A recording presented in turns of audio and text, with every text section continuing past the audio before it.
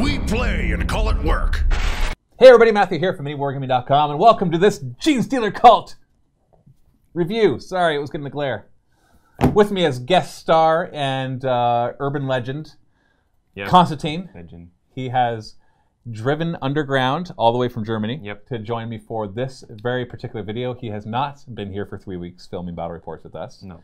Nor has he faced the might of the Genestealer Cult 4 times while he was here, much to his displeasure, pleasure? Both. Both? Is both okay? Both? Yeah. So I feel that he both. is justly qualified to join me in reviewing them, considering that you faced them in all sorts of forms. We made sure to play different cults, different types of armies in the 4 games. We did an urban conquest campaign, of which there is a review somewhere else on YouTube already, maybe after this. I'm not sure what order these are going up. But, and it was Genestealer Cult versus Adeptus Mechanicus, and I tried my best to give a variety of army types in order to really feel what it's all like. I'd also played a few games of Genestealer Cults before that, and made some mistakes, learned some things about them, and now I feel ready to actually give an honest and good review about how good and bad they are. Yeah. So now, an actual review now that we are experienced. Not a first look, an actual Not review. a first impression, an actual review. I've played, I think, 6 games. I've read, and I've had tens of thousands of people watch those games and let me know what I did wrong. Yeah, that's really handy. It is, actually. It's very handy. Some people might think that I don't like people pointing out rules I got wrong, but it's quite the opposite. I do like it. I just don't like when people are mean about it. It's point it out, because what I'll do is before our next game, I'd sit down and I'd look at the comments from the previous one, figure out any mistakes I got wrong. And little things like the cult ambush tokens, right? Were you allowed to have all of them on the table? Can you only do half your army? Turns out the answer is that Warhammer community posted an obscure article somewhere and that you can have all of them, and eventually that'll make it to an FAQ. We'll talk about that. So let's talk about this book. The Genestealer Cult have been one of my favorite armies ever since before they had a Codex. In fact, one of my very first narrative campaigns, the Utgard Infestation, I actually made my own Genestealer Cult army before they had it. I just mixed Imperial Guard with Genestealers and a little other Tyranids. Turns out that's all you needed to do. I didn't realize that's just Genestealer Cult. So I've always loved the concept. The Genestealer Cult have a really cool flavor to me. They were originated before the Tyranids were a part of Warhammer 40k, but it almost was like this perfect merging of the two ideas. They had to retcon a few of the things about Genestealer Cult to make it make sense, but overall it feels like they were always meant to be there. Essentially, this is how a Genestealer Cult works. A Genestealer will smuggle its way onto a ship, Space Hulk, whatever, and find its way to a new planet, moon, whatever. It then goes underground, uses its telepathic powers to mind control somebody, and then implants them with a Genestealer seed of some sort. When that person then has a baby, that baby is a first-generation Genestealer. They look ugly, but the parents love them anyways, because you love your kids no matter how ugly they are. And also because they're telepathically controlled to do so, otherwise they probably scream in horror at the monstrosity that just came out of their body. Hopefully it was a C-section, because, I hate to imagine what that would feel like. I think regular childbirth is bad. It's best not to think too deeply about this. And that first-generation Genestealer hybrid is usually 3-armed, doesn't look very human. It then goes and serves the original Genestealer, who, as its brood grows, gets more and more powerful, becomes the Patriarch, usually. And those then breed, and they form the second Genestealer hybrids, which look more human, which then breed and form the 3rd-generation hybrids, which look even more human, and then which breed and form the 4th-generation hybrids, which are almost indistinguishable from humans. The 2nd through 4th generation, usually, they try to infiltrate society at every level. The 4th generation obviously taking the role of the higher levels of society, wherever they can, because they can blend in better. At some point, they'll find a psychically attuned person and have them breed, and they'll try to birth a Magus, and so on and so forth. They have specializations. Some of the breeding doesn't go too well, and it forms Aberrants and Abominants, so these big, weird, hulking monstrosities, which form some of the muscle of the Genestealer Cult. When a 4th generation hybrid has a baby, it comes out exactly like a Genestealer, which also would not want to picture what that feels like. No.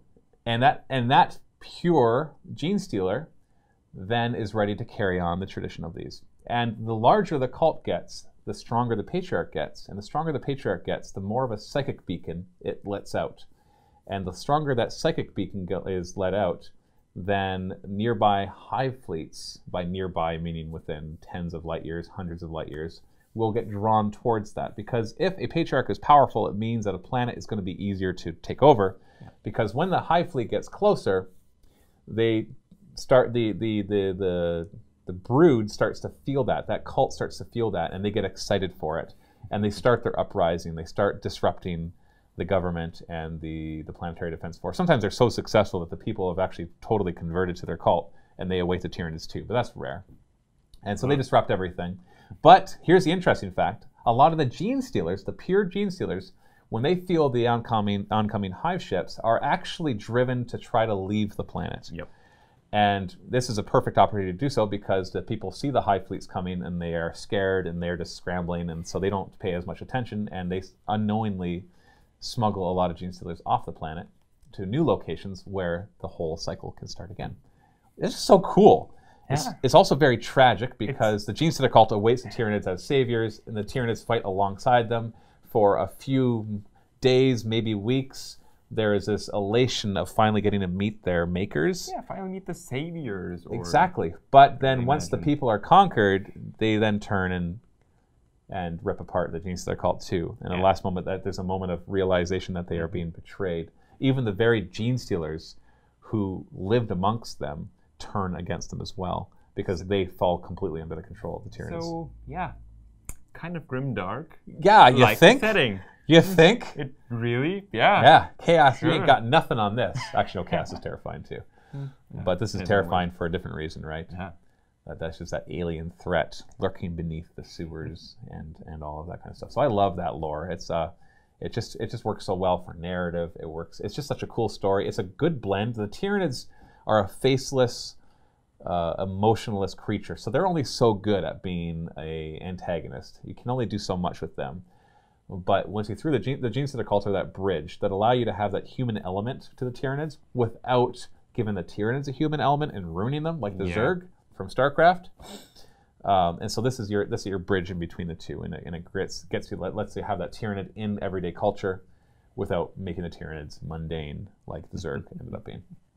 Anyways, so that is our fluff behind it. There's your primer on the fluff of the Genestealer Cult. All StarCraft fans just left. All StarCraft fans just left. I love StarCraft. I'm a big fan of StarCraft. I love the way the Zerg look. I think the Tyranids look silly, but I think the Tyranid lore is infinitely better than the Zerg lore. So, let's jump into talking about the interesting updates to the rules. Now, the Genestealer Cult have always needed an update because I always felt that they were more orky than orcs. Their trucks were more orky than orcs. Their cult ambush was so random, you may as well have been playing orcs. And it just felt like they were filling the role of what orcs normally do, which is just, blunder into combat, hope that your plan goes as planned, because it was just so random. So you have to kind of think of this as not just a little update to the cult ambush rules, but a total rewrite. Because it's nothing at all like the old cult ambush rules. Some of the old cult ambush rules made it into the stratagems, which we can talk about, mostly in useless ways. 3 command points, man. It's not going to be that useful. We'll talk about that soon. But the basic cult ambush rule works like this. First off, you can just put guys into Deep Strike Reserve if they're infantry or bikers. Easy peasy. Yeah. If you're playing match play, you're going to be restricted to half your army, that kind of stuff. But the rest of the army, for every unit you're going to deploy, you can deploy a blip marker, which I wish that I had one. They look like this in the book. You see that? That little red thing. If you buy the physical Genestealer Cult book, it actually comes with, on the back cover, a bunch of them, which is really cool that they do that. If not, you can use your own tokens, whatever you want to use. But it's essentially just a teeny tiny scanner. It doesn't matter how big they are, because you measure from the center of them. Yeah. And so you can put a blip on the table instead. The blip has to be wholly in your deployment zone, and it's 1 for every unit. It doesn't allow you not to tell your opponent what your army is. If you put guys inside of a transport, you put 1 blip for the transport and the guys, and you have to tell your opponent what's in the transport, but you don't have to tell them where it is. In fact, you don't even necessarily know. It's not like you're writing these down. You don't have to know where everything is. And you can put all of your guys that have cult ambush, which is everything in this book, as blips. It overrides the rule of only half your army being able to be put in reinforcements. even though it does say they arrive as reinforcements, they did clarify that the intent was like even in match play games, that everything could be hit on play. And we went back and forth with that for a little bit. At first I did all of them, and then I'm like, oh wait, I can only do half of them. And so then I only did half of them. One game I didn't do any of them. And so then people were pointing out by the end, like, oh, you can do all of them. By that point I knew, but we had already filmed the game. So. But there's a reason for that, because it's not deep striking, because deep striking is a separate thing. Yeah, the way this works is very different, but it still wasn't clear as to what they intended, what they wanted. But like with only the half army restriction, it wouldn't make too much sense, because it just... I did it one mission, and it was just so obvious what it was. Pointless. Yeah. It allows you to really counter-deploy to your opponent, because they are revealed. So when they are revealed, it depends who has first turn. If the Genestealer Cult player has first turn, they are revealed at the beginning of their movement phase, and then they can move, shoot, act as normal. If it's your opponent's turn, they're revealed at the end of your opponent's movement phase. So not only do you get to see where they deploy, you get to see where they move first. Now when you reveal them, what you do is you select a unit, and you select one of the blips on the table. You take one model from that unit, you place it within, not wholly, within an inch of the center of that blip. You then remove the blip, and you place the rest of the unit wholly within 6 inches of that first model, more than 9 inches away from enemies, and wholly in your deployment zone. So you can't use this to get out of your deployment zone before you start moving. No. Yeah. Your opponent, if they go first, can't move within 9 inches of any of these blips. So even if they have a flyer or something, the flyer for some reason has to stop short because it's like, don't know what's down there, guys. Don't think I should go any closer. This allows for awesome counter deployment. There's even a one command point stratagem that lets you place 3 more blips on the table that are nothing. But you don't know. You, even as a Genestealer Cult player, do not have to decide which blips are what. And so it allows you a 100% counter deployment. It's very hard to wrap your mind around. I did it a few times, and it was incredibly hard to deploy because you have to think about, okay, what could this be? Where do I want things to show up? It gives me a lot of flexibility, but at the same time, it makes deployment a lot more sophisticated. It's a really interesting gimmick that I wonder is going to find its way into the tournament metas, if it's really going to be that powerful. Because it does make Genestealers essentially dominate a very important part of the game, which is, as you just said, deployment, or more specifically, counter-deployment. The Genestealers will always, unless they're playing other Genestealers, I guess, but the Genestealer will always be able to counter-deploy their opponent, not vice versa. Right. Because you can just choose afterwards. If he moves stuff there, you can just choose afterwards, oh, then I don't have my tanks there, I have my screen there, my tanks are over there instead. Exactly. Now, it's a couple interesting combos, too. Like I said, there's the command point stratagem where you can add 3 more blips. And remember, that's before the game begins, so you can do that as many times as you want.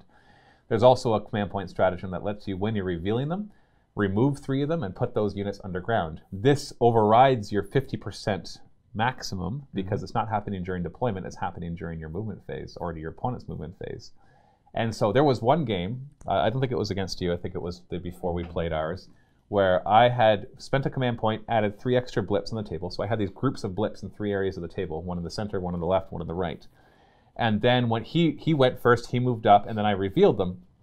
And I ended up that one group of the blips, there was nothing there.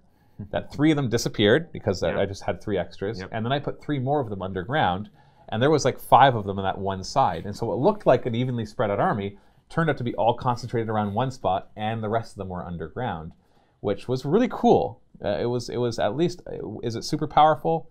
It definitely feels like there's a lot of tactical advantages to it. But we had to kind of see the whole army as a whole to wonder if that is too powerful. So on top of that, they have the Unquestioning loyalty rule, which is actually very powerful. And all your characters have this. And that if they fail a saving throw or take a mortal wound, and there is a nearby unit within 3 inches of them of friendly cult or brood brothers, then on a 4+, one of those guys dies and you just negate the attack. Now there's important wording in there because this came up in a game. I had a patriarch with Genestealers nearby, and he got hit with damaged 3 weapons twice. He's got 6 wounds. He failed both his saves, so he'd be straight up dead. And instead I passed those off. I rolled 2 dice and only one of them was a 4-up. 1 Genestealer died and negated that 3 damage. It's similar to the tower drones essentially. Right. So because they suffer a mortal wound instead of the damage, by intercepting hits. Right, but isn't it for every damage that they take? It's before you. It's whenever you allocate a wound. Before you do that, you allocate the wound. Right. So this is like even before. This is even before that. This is before you've allocated a wound. Yeah. So this is as soon as they fail a saving throw. So it could be a damage 1 million shot, and on a 4+. No, it's the same thing there actually. Is that they work exactly? Yeah. So like if the battlesuit is hit by a las cannon, you can just put 1 mortal wound on a drone instead of being hit by a las cannon. Oh, cool. This actually slays an entire model, though. It's not just a mortal wound. So it's essentially the old Lookout Sir from 7th, if you know that. Yeah. Yeah. Pretty much. Except that was wound by wound. Yeah. Lookout Sir was wound by wound. True. And but similar concepts. Yep. And this makes your characters way more survivable. Yeah.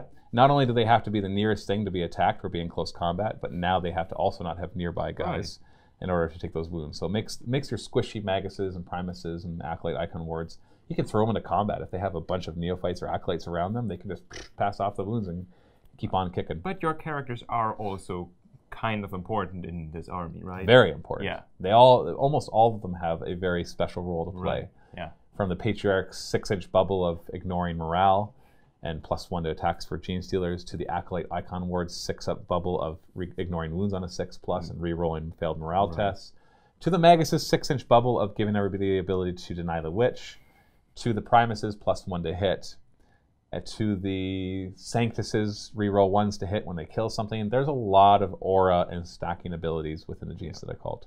Yeah. I think I've only scratched the surface of really experimenting with them. In the 6 games I've played with them so far, I feel that there's probably going to be some really good synergy. Because they're a finesse army for sure. They're not super survivable. No. They die easily, but they can hit really hard. But they don't have all the same tricks that Eldar and Dark Eldar have. They have kind of their own tool bag, toolkit. I would say they don't win by being overly resistant or having overwhelming firepower. No. They win by screening and by tricks, essentially, by dirty tricks. And Genestealers. Yeah, by fighting dirty. And Genestealers. Fighting dirty and Genestealers. Yeah. And Genestealers. Even though Genestealers are 3 points more expensive than their Tyranid components. Tyrannid counterparts? Counterparts. Thank you. That's the word. Yep. English is my first language. Yep. I swear. Mine is not. Right. They're Tyranid counterparts. And they fit right into Genestealer Cult army. Even though I'm very disappointed to say that they do not get the Cult Creed, which we'll talk about. So, talking about Cult and Brood Brothers, these are 2 new phrases that we've added to the Genestealer Cult army. So everything in this book either has the Cult keyword, which has those little brackets around it, which means you replace it with one of the creeds, or it has the Brood Brother keyword instead. The Brood Brothers are reserved for all your Astra Militarum stuff, so your Leman Russes, your Sentinels, your heavy weapon teams, which they've added in, which is really cool, and even a new troop choice, which is called the Brood Brother Infantry Squad, I believe. So, if you remember before, if you knew the Genestealer Cult before, the Neophyte Hybrid team could form a heavy weapons team within it. It can't do that anymore. That is restricted to the Brood Brothers Infantry Squad. The Neophytes can still take their special weapons, like grenade launchers and flamers and such. And mining lasers. And their seismic cannons. The Brood Brother Infantry Squad is really just a squad of Astra Militarum. You can have them be Neophytes if you want them to. It doesn't really matter. But they're limited to las guns, flamers, and grenade launchers. And then they can form a heavy weapon team as well. The one thing I really think is cool about Genestealer Cult is if you already have an Astra Militarum army, it doesn't take that much to build it into a Genestealer Cult army. Now, the Brood Brothers do not get any of the benefits of the Cult Creed. So if you're thinking about like chapter tactics, craft worlds, high fleets, all that kind of stuff, the Brood Brothers don't get that. But they don't stop everybody else from getting it, even though they don't have the Cult keyword. So they can be mixed into a detachment, and they won't prevent those with Cult from getting that. So just like in an Astra Militarum army, your commissars and your Ogryns. Priests and Ogryns and such. Yeah. Right. They're the auxilia, basically. Yeah, so you can take them without any, without losing anything, but they don't get the creed. You can also even bring an entire Astra Militarum detachment. Yeah. As long as it doesn't have special character or named characters in it. They replace their Astra Militarum regiment keyword with Brood Brothers, and they all get +1 leadership, and they get Unquestioning loyalty, which is the ability to absorb wounds from nearby characters. Whether I would ever do this or not, I'm not quite sure, because it allows me, I guess it gives you access to the orders, but then you lose access to the regiment abilities, and they don't really synergize much with the Genestealer Cults because all the abilities will not flow over to them. Yeah. Because a lot of these abilities will say, like the Icon Ward says, everybody with each cult infantry or biker ignores wounds on a 6. Reroll morale tests for friendly cult units. The Primus says, add 1 to hit rolls for attacks made by cult units. The Magus is each cult unit within 6 inches. Although, what about in such a detachment the Cult Ambush? Cult Ambush is... Oh yeah. They all have Cult Ambush still. Right. So I mean, you have an Astra Militarum army that you don't know where they deploy. Right, so. but that Astra Militarum detachment wouldn't have Cult Ambush. Oh, if you were to bring that's just that detachment. Okay. Yeah, you could bring an entire Brood Brothers army. In fact, one of the games I played with you was nothing but Brood Brothers, except for HQ. There's no Brood Brothers HQ, so I had a Magus. Right. I wasn't able to, I could place them with blips if I wanted to. I didn't get any of their regiment special rules, and they didn't get a cult special rule. But what they did get access to is Cult Ambush, and just, you know, the flavor. I don't know if it's a good thing. You might as well play Astra Militarum at that point and gain access to orders, their regiment stuff. Same thing with Genestealers. Genestealers, as much as they have the cult keyword, they specify that because of the Patriarchs and Genestealers, because of their physiology and their xenobiology, they don't get access to the cult creed, which I was super bummed out about. But after playing a bunch of games, they are so powerful that they don't really need it. It just means that if you want to build an all Genestealer list, you're probably better off doing it as a Tyranid army. Yeah, because I mean at that point it is technically just Tyranids anyway, right? You lose access to Cult Ambush, which stops you from being able to deep strike them. Yeah, but you also lose access to Unquestioning Loyalty, which stops you from being able to pass off wounds from the Patriarch. But you would gain access to a Hive Fleet, which can give you like Behemoth, reroll failed charges, or Kraken. Whenever you advance, you roll 3 dice and take the best one. Genestealers can advance and charge already, so that's a pretty big deal. You also make them troop choices instead of elites. So when you bring them, now you're building a battalion rather than a vanguard, so you get more command points. And they're 3 points cheaper per model. We played, the last game that we played in our Urban Conquest campaign, I did an all Genestealer Cult, or all Genestealer army at 100 or 1,500 points. Yep. It was 82 Genestealers and 2 Patriarchs. It was a Vanguard detachment. Or 2 Vanguard detachments. Yeah. So it gave me 2 extra command points. If that was a Tyranid one, that could have been a single battalion, giving me 5 extra command points instead. They gained the Relics and the Warlord trait of their cult creed, which was cool. Yeah. I mean, it didn't do nothing. It did something. So you still get the Relics and Warlord traits. But if that was a Tyranid army, then they would have had the Hive Fleet. In the mission that we played, I didn't even get the Deep Strike. It was a narrative mission that said I couldn't. But let's just put that aside for a second. And I would have been able to bring 20 more Genestealers in a Tyranid list. So Genestealers, I don't think the Genestealer Cult armies are going to be good for all Genestealer lists. No. Having said that, I think that the Genestealers are still a very important part of a Genestealer Cult army, as long as they're just that, a part. Yeah. Although I don't think I'd ever bring Genestealers unless I was also bringing a Patriarch to go along with them. They just synergize so well. Oh yeah. And I just like the way they look too. So other major changes is now this was brought in before this Genestealer Cult Codex, but it's now been brought into it, is the Abominate, which is an HQ choice for the Aberrants, which makes the Aberrants really actually kind of feasible. The Aberrants, I just found a little lackluster for their points cost. The Abominate has a 6-inch aura ability for them that if they roll a 6 to hit, it counts as 2 hits. And they hit like a ton of bricks in close combat. Oh, yeah. And you combine that with the Acolyte Icon Ward's ability to let them, they have a 5-up ignoring wounds. If there's an Acolyte Icon Ward nearby, they get to reroll 1s on that. And so it makes them that more survivable. We've also introduced an entirely new class of awesome, ridiculously looking models. Ridiculously good-looking models, and that is the new bikes, the Adelan something or others. I knew their names. Adelan Jackals. Adelan Jackals, that's it, right there. Which are super, super cool. They're these tiny little bikes. They're so cute, and they don't hit hardly at all. No. And they just carry a couple auto pistols. Pew, pew, pew, pew, pew, pew, pew, pew, pew. It's gunslingers on bikes. But they're 10 points for each bike, and so in their min squad 4, so you can for 40 points. You have a 14-inch movement, toughness 4, 2 wounds, -1 to shoot them at all times because a skilled outrider. Objective grabbing, super awesome, annoying thing, as you found out.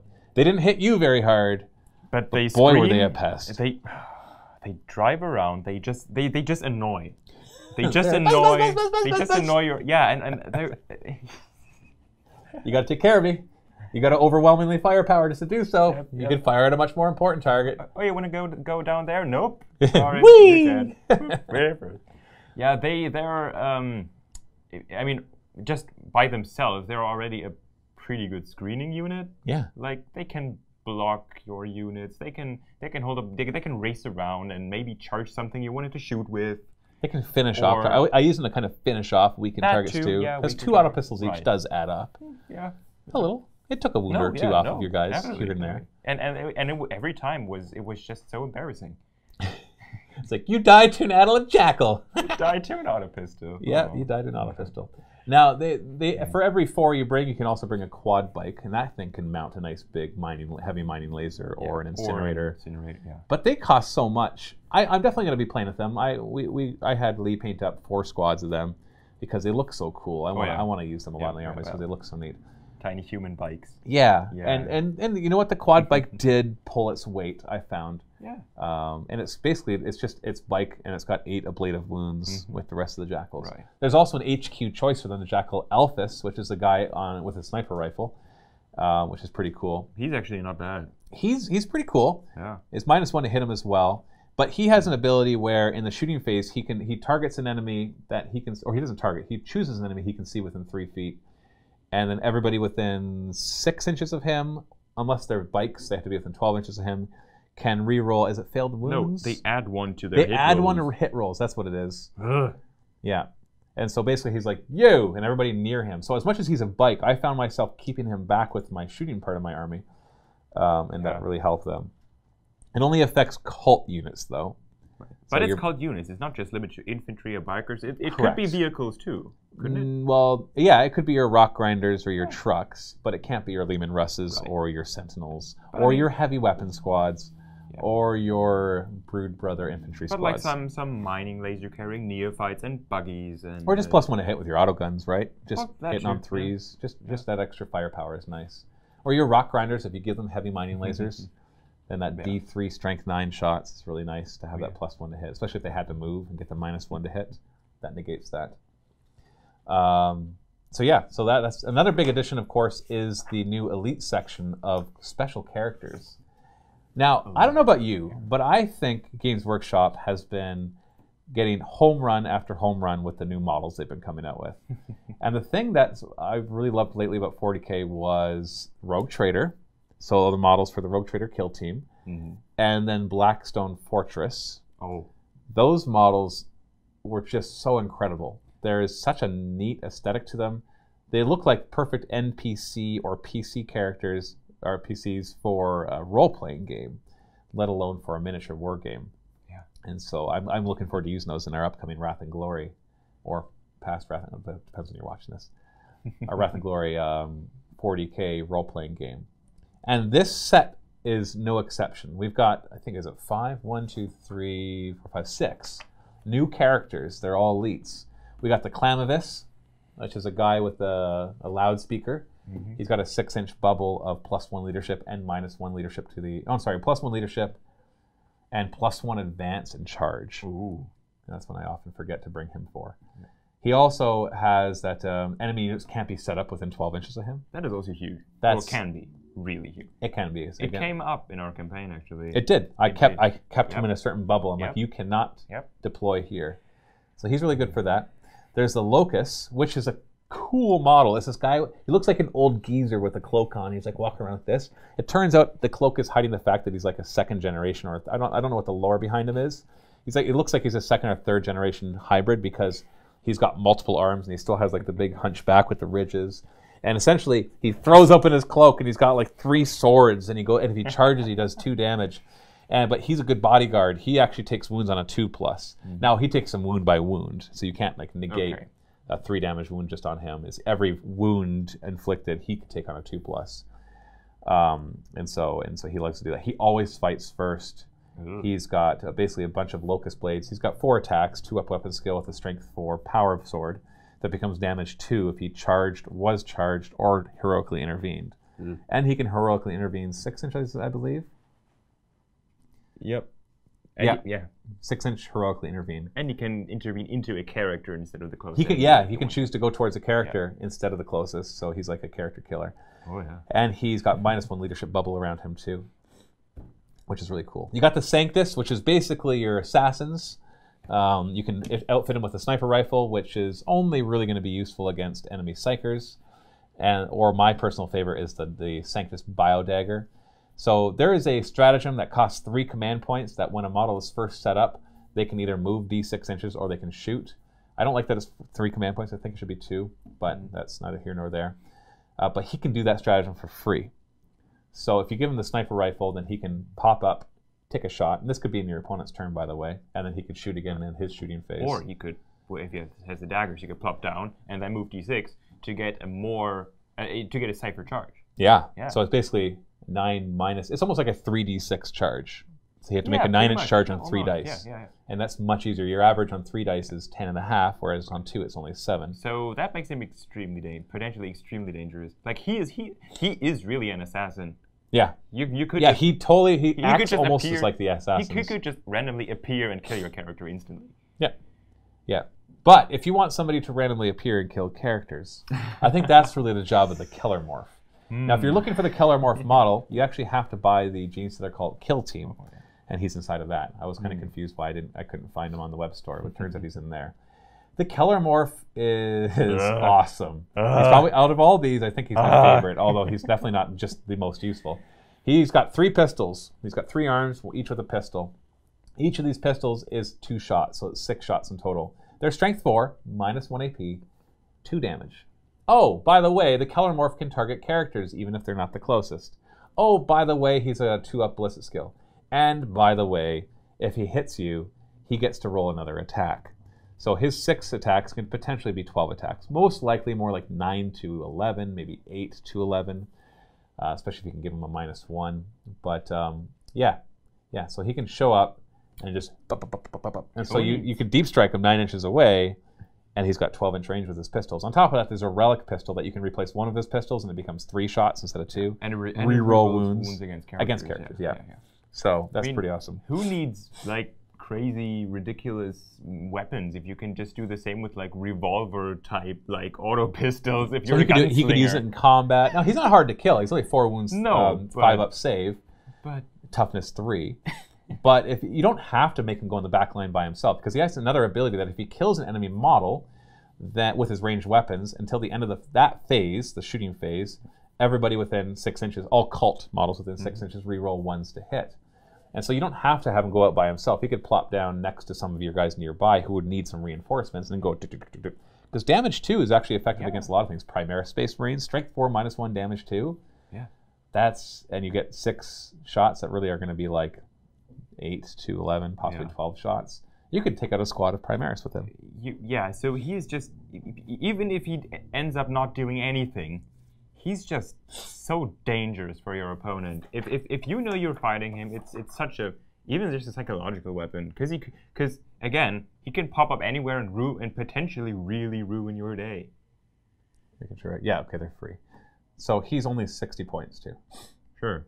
Now, there is a limitation in the Genestealer Cult Codex that says each character can only be brought once per detachment. So you can't spam Keller Morphs or Patriarchs or Maguses. You have to, at most you're going to fit 2 or 3 in your army by bringing multiple detachments. Because can you imagine? I think I would just want like 10 of him. 600 points of Keller Morphs. You know, Genestealer armies would just look like that. I would just look. Right. Genestealer armies in general. So it would just be all pistols, buddy. I play Codex. Nothing but elites. I play Codex Keller Morph. Codex Keller Morph. Well, you need some HQs. Sure. So what's the cheapest one? The Icon Ward. So it's just like Codex, Icon Wards, Keller Morph. Icon Keller Morph. Yeah, that would be awesome. I don't know if it'd be worth, 60 points. It's pretty cheap. I think about what else I could get for 60 points. And I don't think it has the firepower of that. No. But also, his survivability would be lower. He's cheaper than an assassin. Yeah. He could kill an assassin. Yeah. He doesn't ignore cover. Like he can assassinate assassins. Yeah. The Sanctus ignores cover, but he does not. But, whatever. We also have the Nexus, which is a model that has a table in front of him of a building, which is actually the Games Workshop headquarters, which is kind of cool. And he's really neat. He, when he gets set up on the battlefield, you can actually remove one of your blips and put it anywhere else within 12 inches. Sorry, set up anywhere that's wholly within your deployment and more than 12 inches from enemies. So you can pretty much put it anywhere on your table. But he gets you extra command points by, when you're playing match play, it'll be maximum 1 per round, of course. But every time you spend a command point on a 6+, you get it back. If there's also a Primus on the table, you get on a 5+. When your opponent spends a command point on a 6+, unless you also have a Clamavis, in which case you get it on a 5+. Because it's only once per round, it does add up. And I like bringing him. And he's really useless other than that. So if you have an objective in your backlines, he's the perfect objective holder. Because he's a character, you can't target him unless you're going to deep strike back there. And so he's just going to sit there playing with his miniatures on his little table. Maybe him and like 10 neophytes, and that's it. Sure. That's pretty much your little tactical dude. Yeah. The Biophagus is the last one. This is a cool doctor model that looks like it belongs like in some mad scientist library or laboratory.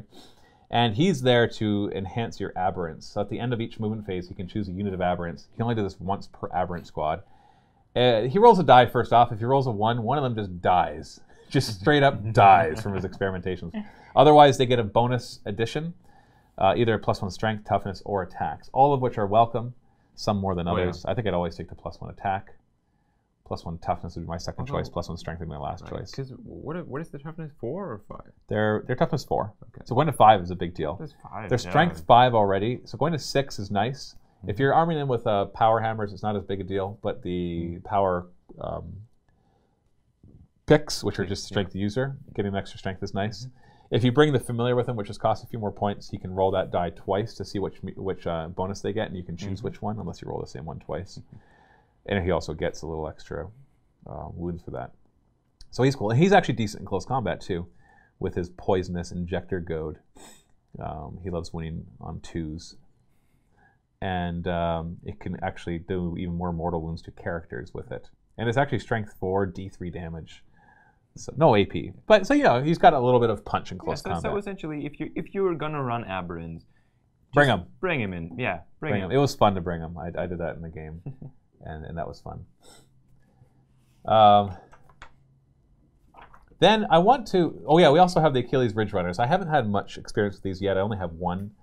They're basically a little fast buggy that can run around with a heavy mining laser or a mortar or a missile launcher. I'm not sure exactly what their role is because they don't ignore heavy. You can give them some different upgrades. Some that make it so they have a 6-up ignore wounds, 6-inch extra range, ignore cover. It's a scout vehicle so it can move. But if it's trying to fill the role of fast-moving thing to grab objectives, then the Jackals will do better than any day. I mean, it has the potential to get like an extra 6-inch range, so it almost feels like a cheap heavy weapons platform, maybe. But is it cheap though? It That's doesn't. the thing. I don't know. The Ridge Runner without any weapons, I don't think is cheap. It's 50 points without weapons. Yeah. So you want to put a heavy mortar, for example, which is just a strength 5 -1 D6 shot mortar. That costs another 8 points. So 58 points for a heavy mortar. Okay. I don't know. I can do an entire squad of mortars for less than that. But, they're not heavy. They're not heavy. There's 3 times as many of them, though. Right. By just bringing... just a Brood Brother heavy weapon squad. So that's my problem. I don't mind. I don't want to say, you know, this thing is useless, I'll never bring, because that's not the case. I love the look of these models. Oh, yeah. But when there's something in the same codex that can perform its function better, then that's where I kind of get disappointed. So I think I'm disappointed in the Ridge Runners, but I really haven't given them a good chance to really say.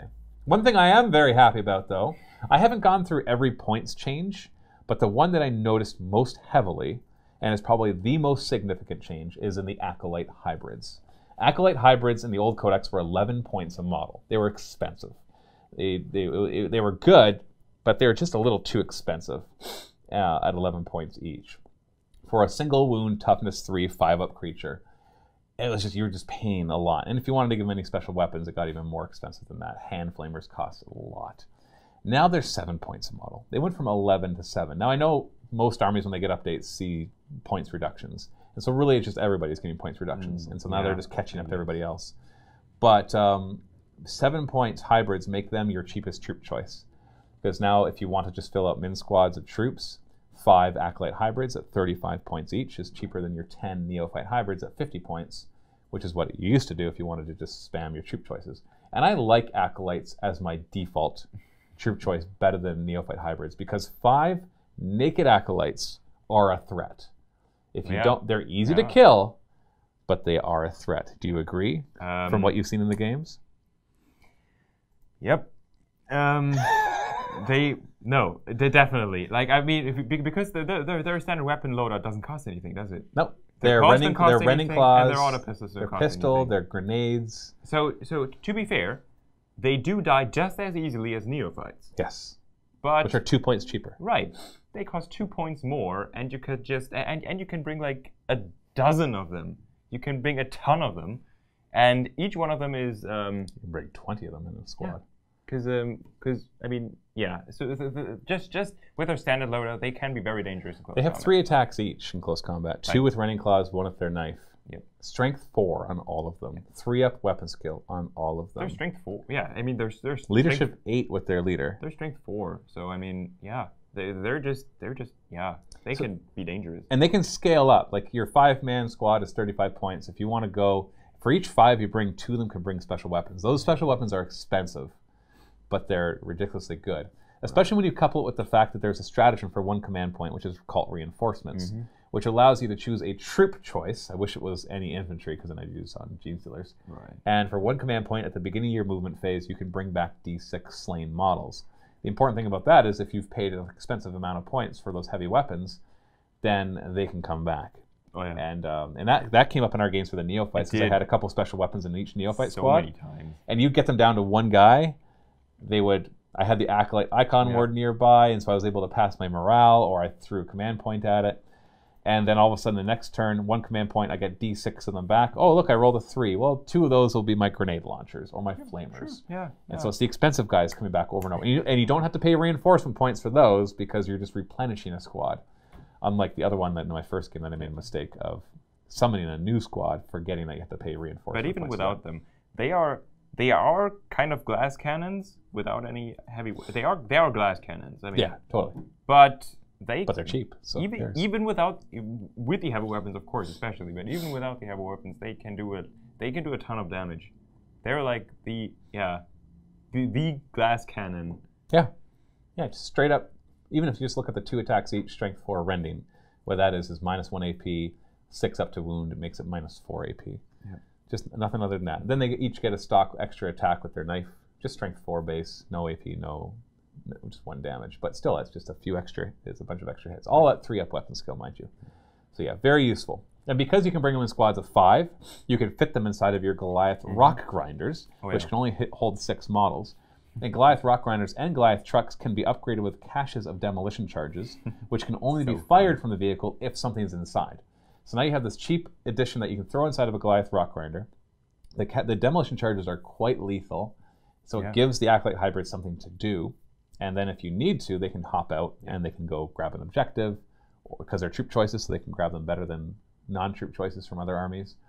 And they can or they can assault enemy units as well. That is a very neat choice. A very cheap and very neat choice, because just so you drive around with your rock grinder or something, and then you throw your demolition charges everywhere, and when something is close, you just pop out and just you throw the demolition charge 1 turn, and the next turn you pop it. Maybe you're locked in combat now, so then they pop out the back and they charge into that combat as well. And by the way, that rock grinder wants to be in combat because it's awesome there.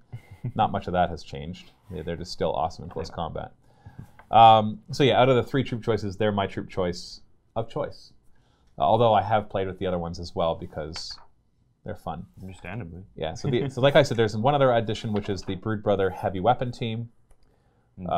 Heavy weapon squad, sorry, which allows you to bring in the Astra Militarum heavy weapon squads, which I find to be really cool. Because like I said, you could bring an Astra Militarum detachment to get these things, but this allows you to throw in 1 squad of mortars or missile launchers. Yeah. You don't have to then build an entire detachment around that. You just need that little extra firepower. They can sit back and hold objectives while peppering the enemies with their heavy weapons. And they're dirt cheap as heavy weapon choices. So this is definitely another army that can fill out a brigade really easily. Oh yeah. Because they have cheap fast attack, they have cheap elites with all those characters, cheap heavy support with the heavy weapon squads, cheap troops with the acolytes, and then of course their HQ. Yeah. It's not too hard to fill that in. Which are all useful. I think you could easily do a double brigade if you want to be super dirty. I wouldn't want to do that because it's just kind of boring. But it's just, you can see that that it has all those options for it. So that's kind of the overview of the different units in there and how they've changed. Oh, they also added a Tectonic fire drill, which is a terrain piece.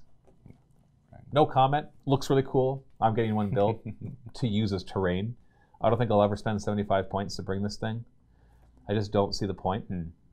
Like, I would love to use this data sheet in a narrative game where either side could use it. Then It's a nice terrain piece, and it has cool rules. I think I've read. I find myself not using much of the terrain rules, anyways, like bastions and fortresses and that kind of stuff. Yeah, like especially like usually in just a pickup game, you tend not to, right? Yeah, especially also because I like to set up the table before we even know what we're doing. And all of a sudden it's like, well, I'm bringing a bastion. It's like, well, there's nowhere to put it. Oh, it's right in the middle of the street. It's like, no, that's ugly. Maybe we can move this building instead. Yeah. So, as with every other army, it seems the standard trio of things, I want to say, is the chapter tactics type of thing. So our cult creed, new stratagems, and new warlord traits. Sorry, quadrio. Because the fourth one would be new psychic powers. Oh, quintrio, because there's also new relics as well. And then I guess you can go up to sect trio if you want to talk about the fact that they have new tactical objectives, but that seems like a minor point at this time. And new stratagems. What's that? And new stratagems. Oh, I said that one already. Oh, it's one of the three. Okay. So cult creeds are really cool. These are chapter tactics. Like I said before, they apply to all cult infantry and bikers. They don't apply to brood brothers, nor to Genestealers, which is a bummer. But they're still pretty powerful. You have 6 to choose from. Some of them better than others. I would have to say my favorite so far has been the Twisted Helix, which gives them all +1 strength and +2 to advance rolls. I, of course, loved it, especially because I used it on my Genestealers. Strength 5 Genestealers and +2 advance were awesome. I am sad now to realize that was a mistake. But it is. Oh, it was so good at the time. For a moment, I was in heaven. Like, oh, look at my Genestealers. Totally worth 15 points each. Maybe a little too powerful. I get it now. Yeah. But still, Aberrants with +1 strength, +2 advance. Acolytes with +1 strength. Acolytes strength 5. Acolytes with +2 advance. Yeah. Neophytes with strength 4 base. It's like, you see these little guys, hey guys, how's it going? And all of a sudden, they're like, oh, we're Space Marines. And they're like, okay. Boom! Oh, that really hurt! Dude! How did you do that? Boom! Oh! You guys working out! I'm a Space Marine with power armor. I'm a Space Marine with power armor. You are as strong as me! So it's fun. It's definitely for a close combat army, getting closer. Yeah. Another one that's kind of cool is, well, there are actually a lot of them are really cool. I've used most, actually I think I've used all of them. The Rusted Claw lets you get +1 to your saving throws against weapons that are AP 0 or AP -1. Furthermore, bikers can advance and fire. They can basically move, advance, and fire heavy assault weapons without any penalties like they normally would get. The Bladed Cog gives all infantry and bikers a 6-up invul. If they already had an invul, it gives them +1. This is where I thought I was excited for Genestealers at the time because they'd have a 4-up invul, but it doesn't work on them. In addition, infantry models can move and shoot heavy weapons. That's not a big deal. The only infantry that would benefit from that would be your neophytes, because remember, the Brood Brothers don't get the Cult Creed. They could really use this. That would be awesome. Give your heavy weapon teams the ability to move and shoot. That would be really cool. And I don't think it would be overpowered, but that's what they decided to do. I don't really care about that one as much. That's probably my least favorite, the Bladed Cog, now that I know that I can't give it to Brood Brothers and Genestealers and all of that. The Hive Cult is a cool one. It lets you fall back and shoot at -1 to hit. And whenever you fail morale tests, you lose half the number of models rounded up that you were supposed to. Right. We played that in one game. It did come up a lot. It came up quite a bit. Falling back and shooting was a big part. And there was several times where I should have not been able to make a morale test, but then because it was halved, and I had 2 guys left. Yeah, so it's like 2 neophytes left. Right, and like killed enough. On a 2+, like they would have both fled, but you rolled a 2, but then only 1 fled, so you had 1 left to just regen D6 back. Right, they were going to lose D6 +1 more models. Yeah. And so even if you roll a 1, it became 2, and there's only 2 left. But because I rolled a 1, it became a 2, which becomes 1. And I had an icon ward nearby to let them re-roll, so I had 2 chances at it. But like, this is like the call for where you would use like bigger units, like bigger units of acolytes, maybe bigger units of neophytes if you want to. But I mean, well, it's falling back and shooting too, right? So you got to think of the neophytes with flamers would be nice as well. So that one's cool. You have to consider as well that there's also relics and stratagems attached to each of these cult creeds. So there's more to it than just this cult creed. So like if you're doing all brood or on all Genestealer Cult army, they still get access to the relics, stratagems, and the warlord trait. And so you can still look at those. For example, this other one, Cult of the Four-Armed Emperor, its warlord trait is that you just get D3 more command points. There's another thing it does as well that I don't care about because it was all Genestealers. But having just D3 more command points is nice. I actually like that more than like a potential getting back or stealing. Right, just let me start with a few more. It's just, you just have it. You don't need to roll anything. They also have the cult creed that they get +1 to their advance and charge rolls when they first arrive. And once again, not Genestealers or Brood Brothers. Last one's the Pauper Princes. This one's cool for a close combat army. Once again, they can reroll hit rolls, not failed, just as hit rolls. So your -1s, you don't have to worry about the whole nonsense of modifiers before or after rerolls. Made with melee weapons by a unit with this cult creed if they charged, were charged, or heroically intervened. In other words, the first round of combat. Was that applied to rock grinders? No, it's only infantry and bikers. Okay. That would be awesome. Rock grinder. That thing is already a wood chipper as it is. Yeah. So that's pretty cool. There's a lot of new stratagems. I'm going to point out a couple of them there because there's just too much to really go through. For example, if you bring a Patriarch, a Magus, if you bring a Patriarch, by the way, he has to be your Warlord. If you bring a Patriarch, Magus, and a Primus, you can spend 1 command point and give all 3 of them a Warlord trait. Ooh, yeah. Only the Patriarch counts as your Warlord, but the other ones count as a Warlord for the intents of their Warlord trait. Warlord traits are always nice. Yeah. Oh, yeah. They all have to be different ones, and you can only use the stratagem once per battle, so you can't have 2 detachments with the Brood Coven. The ones that I thought was really good were they came from below, where when you go to reveal an ambush marker, you can set up 3 units except vehicles underground. So this lets you once again ignore the 50% limit because it's not during deployment. So you could already have 50% underground, and then spend 1 command point. You can only do it once to put 3 more units underground. You can also spend a command point to move your ambush markers, to move 3 of them 12 inches. Before you reveal the ambush marker. So you can be like, before I reveal, I'm going to move these 3 over here. So it lets you have a bit more control. They're all 1 command point, so they're all doable. Yeah. There's also one more. Where is it? Scanner decoys for a command point. You can place essentially 3 more. When you go to place a marker, you can place 4 instead of 1. So essentially you're placing 3 more. You can only use a stratagem once per battle. So when I said you could use it multiple times, that is incorrect. But I think you'll see that a lot. It's 1 command point. It just further, boosts your, the enemy already doesn't know where you deploy. And it also gives you more options too. Yeah. Because I don't know where I'm deploying either. I'm just kind of like, here's my options. Now by putting 3 more on the table, it gives me more options. Yeah. I don't know where my stuff is. You do stuff first. The one I'm most disappointed in is a perfect ambush. It's 3 command points. That's why I'm disappointed. When a unit's set up, whether it's from underground or from cult ambush, they can either move D6 inches or shoot as if it were the shooting phase. And which they could shoot again if it's their turn and their shooting phase. But this is the one that the Sanctus gets for free. He gets that one for free. Which is great. Yeah, I'm glad it's there for the Sanctus. Yeah. 3 command points is a little hefty, especially because there's not any one unit that's going to be like yes, like a Genestealer unit popping up, being able to move D6 inches closer is nice, but 3 command points, that's a hefty price to pay. Because they may have made... I remember the one game I used it. I moved my Genestealers, and I rolled a 6, and they moved 6 inches closer. They got 3 inches away. And then I rolled their charge. You know what they rolled? Oh. A 9. Okay. So they would have made it. They didn't need it. Now, it makes it more likely for you to get in. Yeah. But... And that you can't just base it off that one experience of rolling really high on the D6 and then rolling really high on the 2D6. Well, I think they should have split it up. And not include the D6 move and the shooting in there. Have them in 2 different strategies? Yeah, have 2 different Which one would you strategies. make the cheaper one?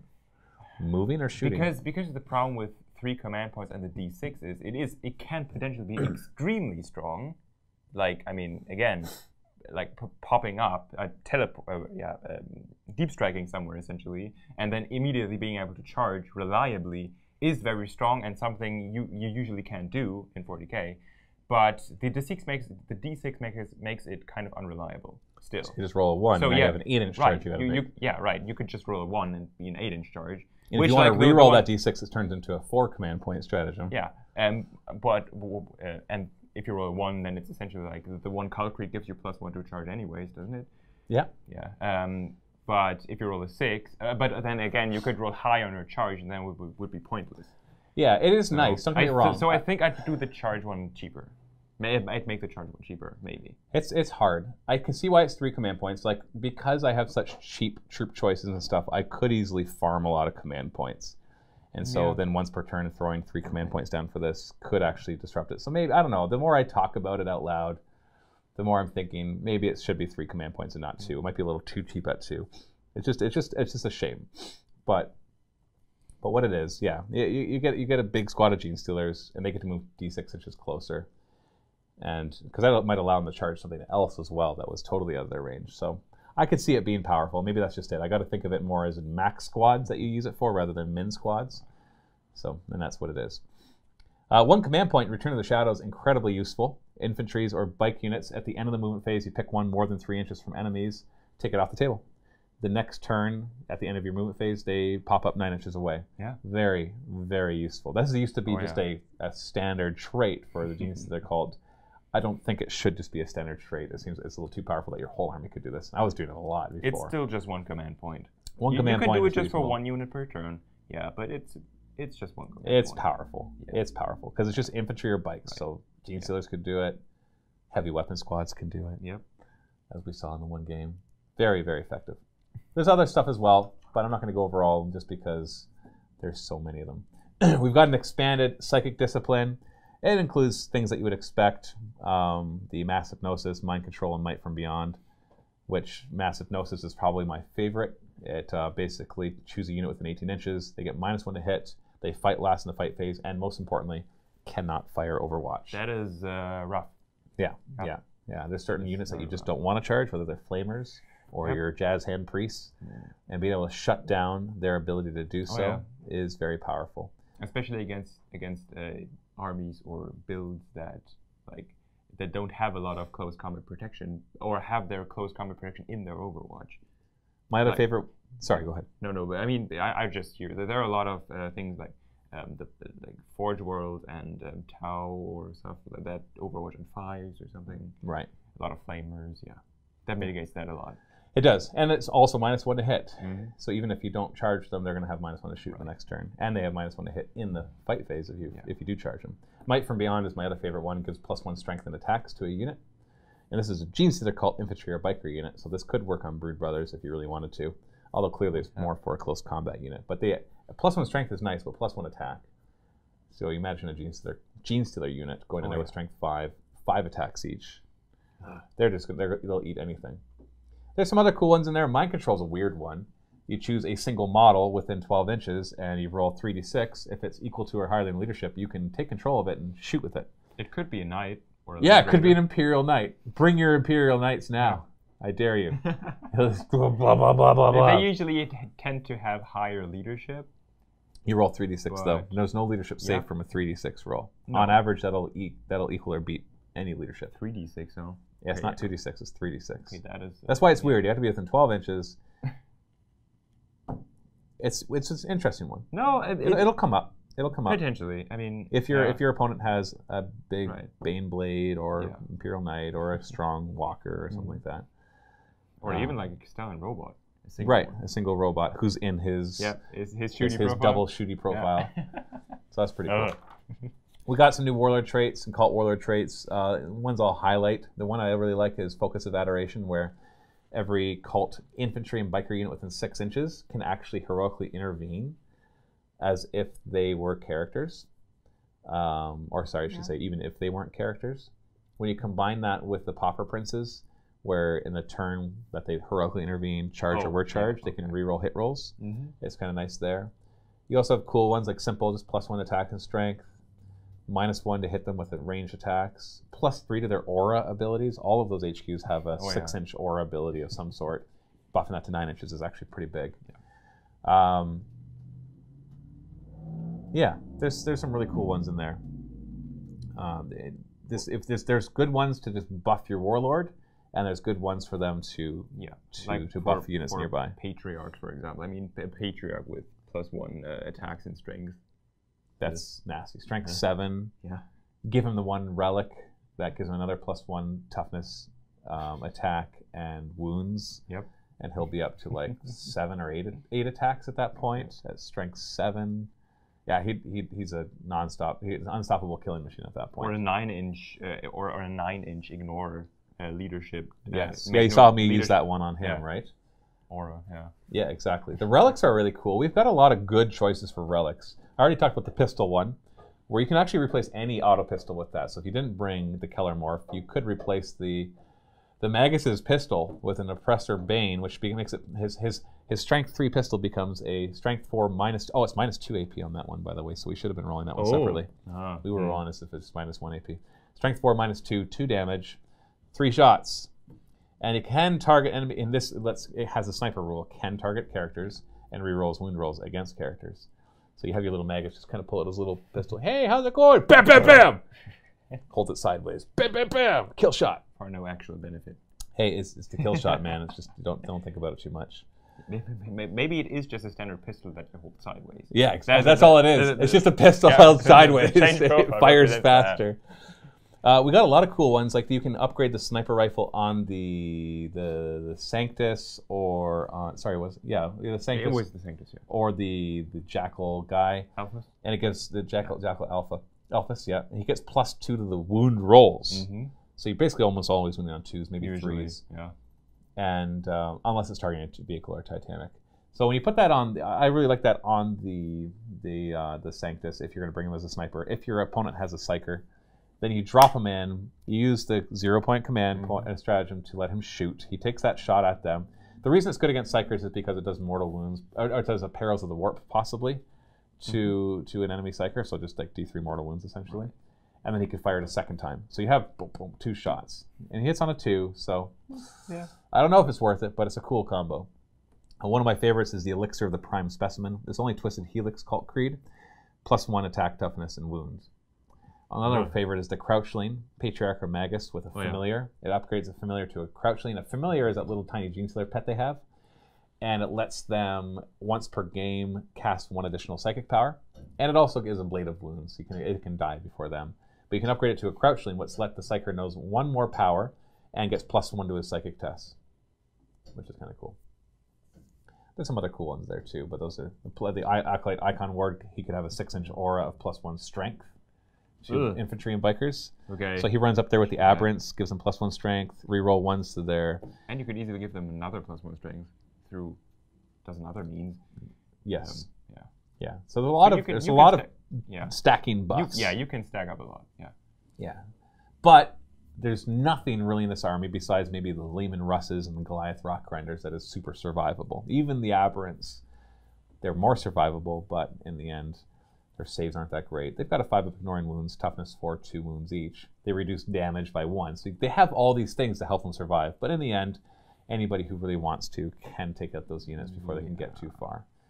So that's one thing you have to keep in mind is delivering your army to the other side. Because I would say overall, Genestealer Cult is more a close combat army than a shooting army, but it has plenty of access to lots of shooting. You could easily build all shooting lists, which I did a few times, and they worked well enough. Especially with the Brood Brothers, just a lot of Brood Brothers. You can tell though that they're not quite meant to be just a shooting army. They don't have, they don't really have much to buff their shooting.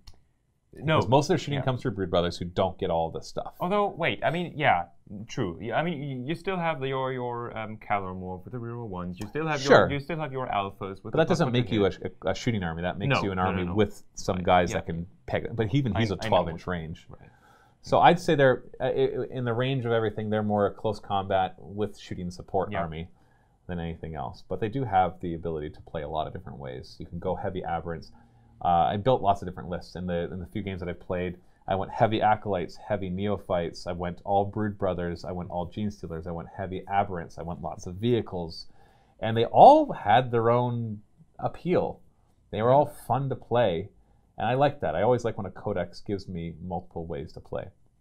So I say overall, not having played at tournaments, so not really going into any of that aspect of them, that I think this is a fantastic new Codex for the Genestealer Cult. Yeah. For no other reason than I'm excited to play them, and they're fun to play as well. Right. And if that's not a good enough reason to want to play them, then I don't know what is. If you're only into tournaments, you're going to have to go elsewhere for your review, because I don't play at tournaments, so I really don't know the current meta. I don't know how well they'll stack up. I have a funny feeling they won't do great at tournaments, but maybe there's some perfect combo between everything in there that'll just be like the new tournament winner. I could see that.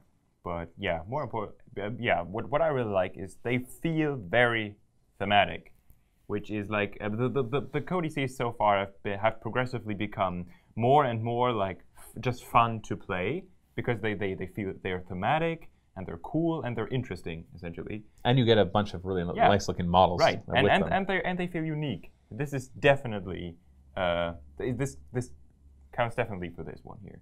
So I'd say personally, the Genestealers as an army, they don't overwhelm your foe with shooting or something. They're not an army that annihilates their foes. The Genestealer cults really dominate positioning. Mm-hmm. That's their that's their advantage. Like they're above pretty much anything. Most other stuff, like they mess with deployment, and they're super fast and can screen and grab stuff and tie up very easily. Yeah, definitely. I don't think I would, in terms of mobility, I think there's other armies that'll do a much better job. A lot of the Eldar armies are going to be more mobile, but they have a lot of tricks up their sleeve to kind of mess with the opponent. I think that's why I say they're more a finesse army, not because they're super mobile, but because right from deployment you're messing with your opponent and trying to trip them up in their decisions so that you can make better decisions and win the game through objective grabbing rather than more destroying your opponent.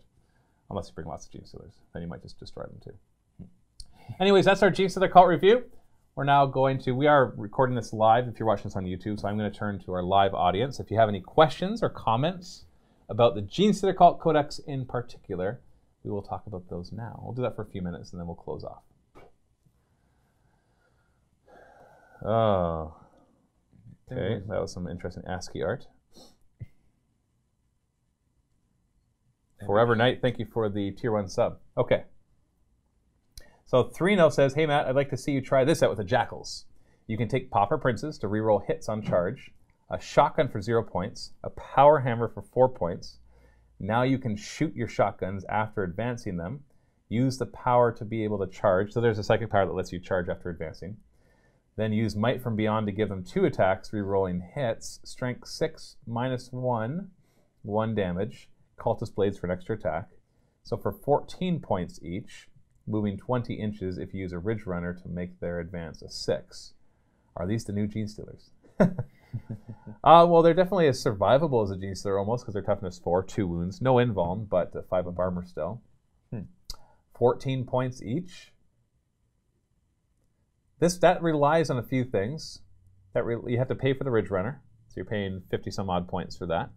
You've got to get the psychic power off. So what happens if you advance? You don't know if you got the psychic power off until after you advance. So that's a little bit of a something in there. But, that sounds like a cool combo. There's combos like that I like. And I like to have lots of those combos, not just like one. But that could definitely work. Are they the new Genestealers? No, definitely not, because they're still going to be limited in many other ways.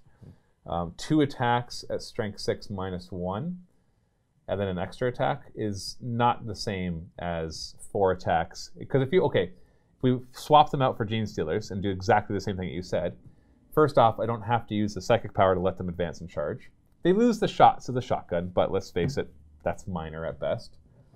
They don't get to move 20 inches and then charge, but they can advance and charge, so they can move 11 or 12 inches. So they're losing a lot of the distance.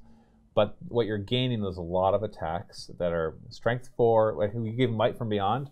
So if they're a big enough squad, you're looking at 5 attacks, strength 5, -1, possibly becomes -4 on 6s to wound.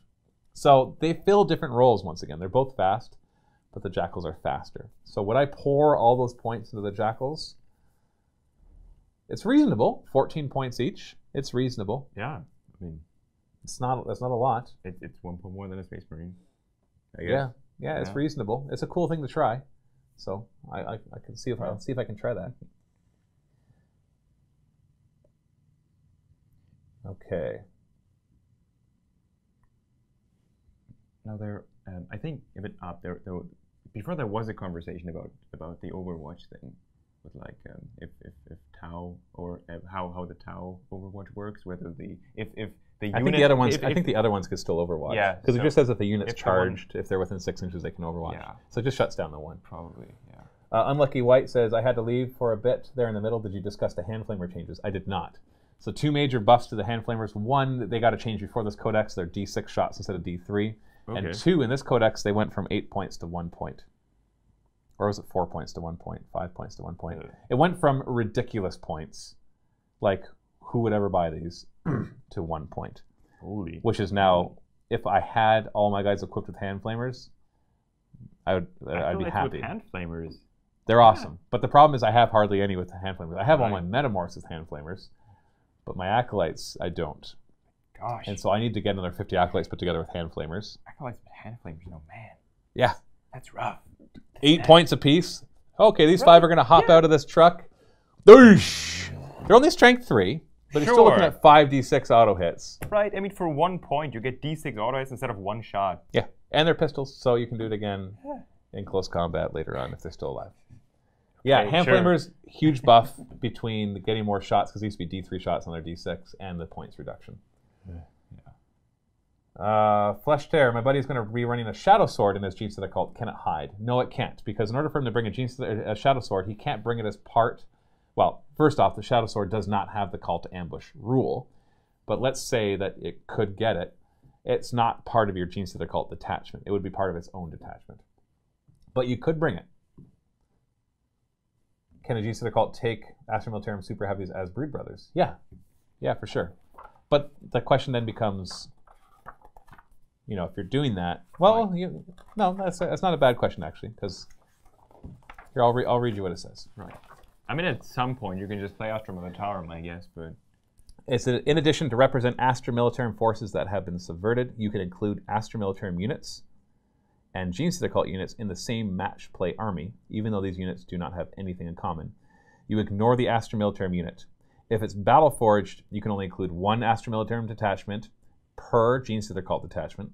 You cannot include any named characters, and they cannot be specialist detachments. Okay, hold on. No. Specialist detachment is the new from Vigilus Defiant. Oh, that's what it is. -1 command point. It's not like the Vanguard and stuff like that. That's the only restrictions, though. They're just known as Brood Brothers attachments. They lose... The infantry get +1 leadership and a gain Unquestioning loyalty. They do not gain the Cult Ambush ability. Your Warlord cannot be from one of those attachments, and you cannot give any relics to any of them. Okay. In addition, the command benefits of all Brood Brothers attachments included in your army in this way are halved. Rounded up. This reflects it such command benefits. I mean, this kind of makes it so that you can't use Astrometer measurements as additional command point batteries. I see. Oh, the extra command points that you get. Yeah. I see. Yeah. So there's your answer. Yes, you can bring super heavies in your Genestealer Cult army. Is it round up or rounding up? Okay, yeah. You still for 1 CP. You still get 1 CP. Yeah. For Spearhead. Is there any new fluff in the Codex as Pirate Gamer 123? Yes, but I'll be honest, I haven't had a chance to read it yet. Which I mean, I bet there is like first up for all the new characters. Yeah, like there's definitely new fluff. I can 100% say there's new lore in here. I cannot, however, tell you what it is.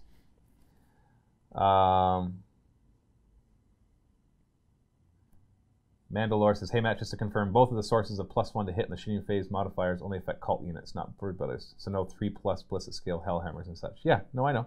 I had mentioned that. The Brood Brothers don't get any of those benefits. 3-0 says, hey Matt, have you tried the relic that lets you shoot or attack when a model dies on a 4+ within 6 inches? Yeah, that was... I did that in one of my games. It didn't really happen much, because one of my guys died from shooting. Yeah, I think that is... Yeah, it's one of the relics. Or was it one of the... Doesn't matter. I did use it once, but I had a bunch of Aberrants nearby, and they all got shot up, so they didn't really get to use it. So I'm sure that one can be good, but I didn't get a chance to use it. Unlucky White, what do you think about the gift from Beyond Relic and the first Cursed Stratagem? So, let me answer those questions. The first Cursed Stratagem I don't like. I can tell you that right away. The first curse stratagem basically lets you upgrade Genestealer units before the battle begins, so you can upgrade each of them for 1 command point.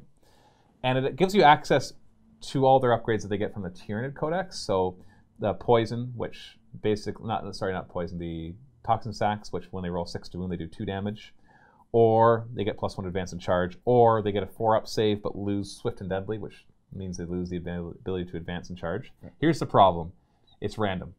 If it wasn't random, I would like it. If I could just choose one of those upgrades, then I would totally pay command points to give them the +1 advance and charge. You could made it. They could have made it like 2 command points and just let him choose. Yeah. But it's the fact that it's random, because I do not want to get the 4-up save, lose swift and deadly. No. That would be too much of a debuff. I don't care about the extra armor. They have an invuln for a reason. Just let them roll their invuln. Because this could affect like a 20-man unit of them. Right? Yeah, so, but you're still hoping for. No, yeah, right. I mean with this randomness. Yeah. I mean. Yeah. Well, you were asking for the gift from beyond relic. Oh, I think that's back. Nope, it was forward. Forward. There we are. Gift from beyond. Gift from beyond. Gift from beyond. There. Yeah, I talked about that one. It's a sniper rifle that gives +2 to their wound rolls. So I did talk about that one already.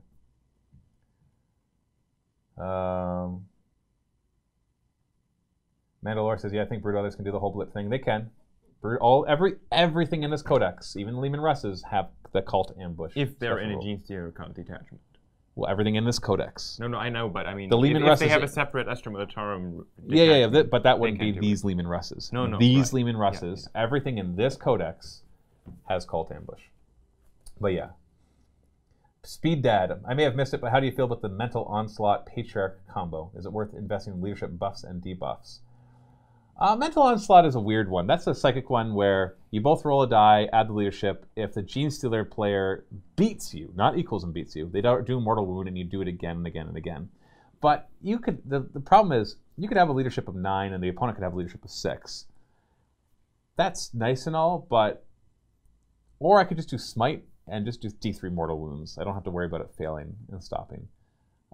You'd have to really debuff the leadership. You'd have to get at least 3 difference before I'd consider really doing that power. If it was equal to or higher, then only 2 difference would be enough for me. I mean, there are different sources that reduce leadership, technically. Yeah, so like, but you're still depending on that. Right. The idea is that you like bomb your enemy's leadership down to extremely, to the extreme, and then just. But we don't have that many things. We have 1 or 2 things that could deduct leadership. Yeah. So most you're getting -1 or -2. I'd like to see that. That'd be interesting. But. Okay. Unlucky White, every one of your acolytes has a hand flamer. See, I don't want all of them to have a hand flamer because I still want the option of only bringing 7-point acolytes. I don't think it's an auto include. I just think it's a normally include. Yeah. I still want to be able to have option to bring a 35-point cheap throwaway troop squad that can sit on objectives. It's just, yeah. I know it's only 5 more points to give them hand flamers, and so I totally agree. You could just say all the time, I'll give them hand flamers. There's nothing wrong with that.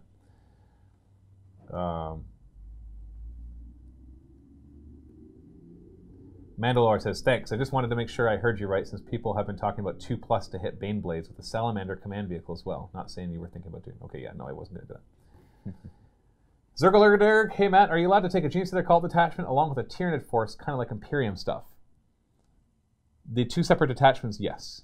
I don't think you're allowed to mix them anymore. I don't know why you'd want to. You'd lose Hive Fleet and Cult Creeds anyways. Yeah, because they all have the Tyranid faction keywords. Yeah, so as long as they're 2 separate detachments, you can totally do that. I'm not sure about organized play because they removed the great faction keywords. I'm not sure. That was only isn't it only for within a detachment though? I'm not sure if they removed Tyranid. Tyranid was on the list, but I thought that was only, and I could be wrong because I never play organized play, but I thought that was only for within the same detachment. I'm not actually sure. So you could bring a Space Marine and an Astra Militarum if you wanted to, but they just couldn't mix. You couldn't mix all the different. But I could be wrong.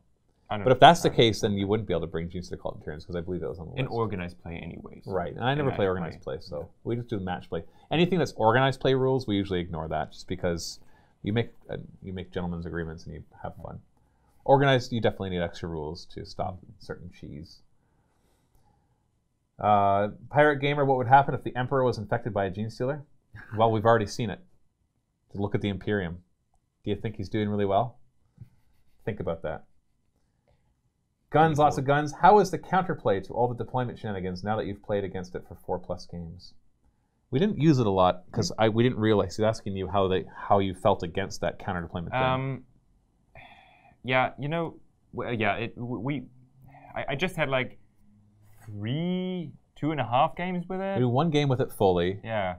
And then one we weren't sure, so you had pretty much. So I didn't do it. Yeah, so that was my Astra Militarum Genestealer Cult list. For the Genestealers, it didn't matter. I didn't do it for that one. So the third one, I did half. Yeah. So I can't tell you much. So I'm not the most experienced player in the world when it comes to that. But how you would counter that? Yeah, the thing is, the idea with the Genestealers is that they do dominate this phase of the game. And that's the intention, and that's really cool. How do you counter it when you don't know Right, I mean, yeah, the problem is, I guess, maybe keeping as many options as you can. Because, like, or at least knowing that anything could show up anywhere, and always keeping that in mind. And maybe being a bit more careful in the first turn, if you go first. If the Genestealer player goes first, then you kind of know, I mean, then at least he has to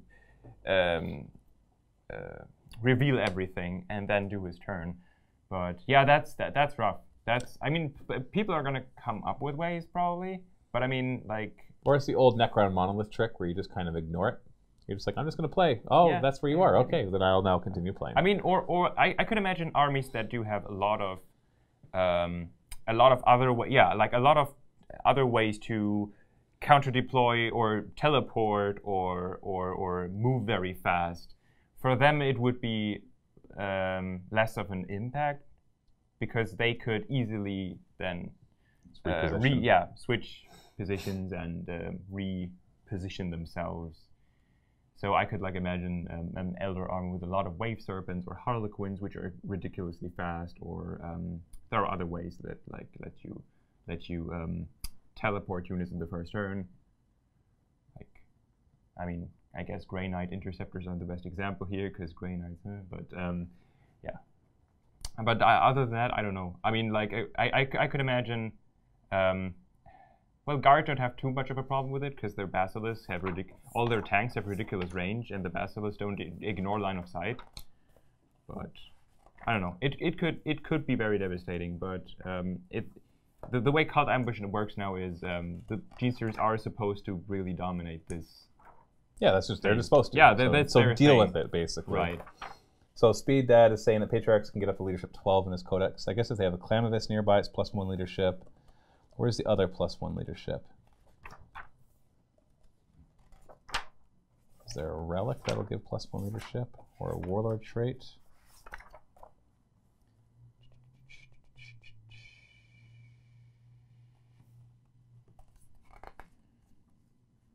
Did FaZeDo give us that donation?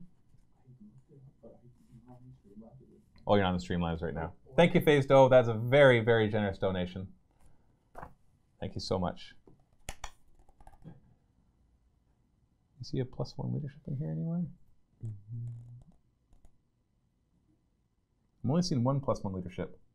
Speed Dad, where's the other +1 leadership? I see one from the Clamavis. Does the Icon Ward give another? He lets you reroll. Oh yeah. Oh wait, maybe he does. No. It's reroll morale tests. Warlord trait in the rulebook, I've been told. There's no warlord trait that's +1 leadership I've seen. Attack strength, reduce damage, 3 inches aura. Nope, there's no +1. So you can get up to leadership 11. Main rules, not Codex. Oh right, is there that one? Is there a main? I don't even remember those 3 anymore. Yeah, it's been so long. I think is there one that's just +? I know there's one that gives you 6 up, ignoring wounds, +1 attack. And what was the third one? Is it +1 leadership? Wow, I don't remember that because I never use it. But even if you get to a leadership 11, and then you use your what's his face, the Locus to give you -1 leadership. So it's essentially a 2 higher, and he starts at leadership 10. Sure, if you can get somebody down to leadership 7 and you're at 12, yeah, I'd roll that one. Holy cow, yeah. Sorry, you're not leadership. You're leadership 11 and they're 7. Then you're getting 4 higher. You've got to beat their roll. So if they roll a 6, You have to then roll you've got to roll three. 3. Yeah. So if they roll 4, 5, or 6, you've got to roll. Well, the 4 doesn't matter. If they roll 5 or 6, you've got to roll a 2 or a 3 and not a 1. Yeah. Okay. So you find a unit because you can do that to a unit, right? Get them debuffed and then just mortal wound them to death. I'm sure there are like a lot of ways we just don't see right now, but we might not see right now. But yeah. I mean, people are gonna come up with stuff. Inspiring leader. Apparently, I'm not looking it up right now, but I seem to think that must be one of them. That might be right. Yeah. Cool. I thought the inspiring leader was a +1 leadership bubble. That's what I thought it was, but I guess he would involve himself in that. He would benefit from his own. That's bubble, true. That's true. There you go. 6-inch +1 leadership bubble. That's what it is. That sounds familiar.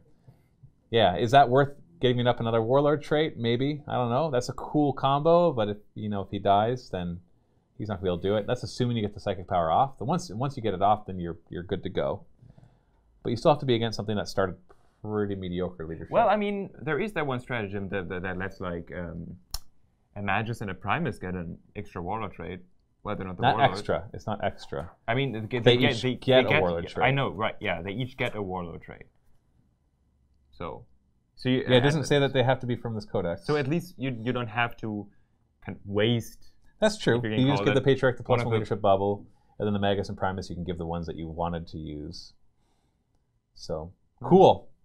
Or you can give the Magus the +1 leadership bubble, and give the Patriarch something good for himself, and keep the Magus close to the Patriarch to give the Patriarch +1 leadership. Yeah. So yeah, there's some cool combos right there, but there's still a lot of things you got to pull off to get that off, and that's not something I like to depend on. Unlucky White, is the Locus worth his salt? He's a sweet model, but in my games has been underwhelming. Yeah, I don't think he's going to be super awesome, but he's cool thematically, so why not? Yeah. But I don't see him as, he's not like the Sanctus or the Clamavis or the Biophages or the Keller Morph.